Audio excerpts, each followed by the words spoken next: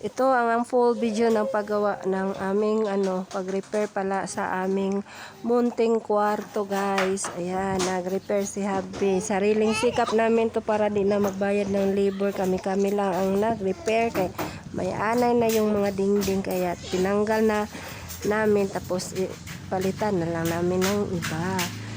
Yung una, yung marine, yung plywood ang ginagamit namin at ngayon na ay amin ng pinalitan ng Hardy Flex para wala nang anay siguro, baka hindi na mag-anay na dito kay mas mahirap pag tayo yung maanay yung ating kuan kay kakainin talaga lahat pati yung kahoy.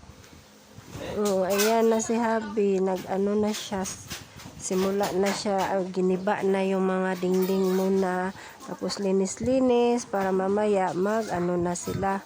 Ang helper ko pala ang helper namin ay yung anak namin na lalaki 10 years old pa lang yan, pero para makatipid na sa labor kami na lang lahat magtulong-tulong. Ayan, habang kami ni baby dyan ay nasa labas muna kay para hindi maaligabok kay mas siya kay may baby man abog kaayo sa loob, may alikabok, may baby kasi at saka yung mga bata baka mas magkasira sa katawan, diba? Labas muna kami dito. Yan na, walis-walis muna sa mga mga alikabok, yung mga pagsisira ng aming dingding. Meron kasing maraming mga dumi. Ayan si Kuya Maiko naglinis muna.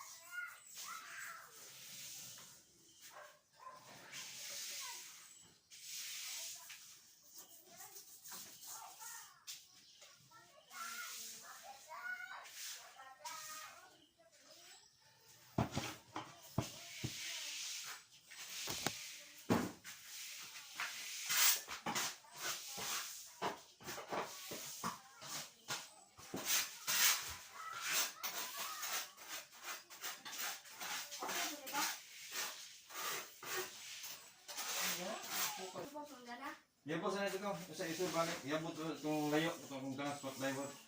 Ayun doon, dito layo ba ha? Kung dito nahan, ayun ha, dito itong net plywood, tapos iso, apil dito.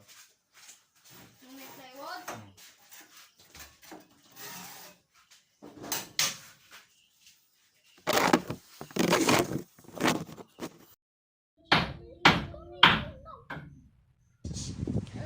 Nagpalit din kami ng ibang kahoy kay may dalawang kahoy, tatlo ba yung kahoy na may anay din, ayan pinalitan. Tapos na kami, na si Habi, dingding na siya. So ayan, meron na siyang umpisahan at na yan, tapos na yan, guys. Diretso na tayo para hindi masyadong mahaba ang ating video. Ayan, shortcut na lang natin, fast forward. Ang nagbuhat pala yung mga Hardy Flex, ang tumulong yan si Kuya Maiko lang. Ayan. Kaya mukat pa ne. Apa ba kaya mukat. Busy man, nagbumbong man.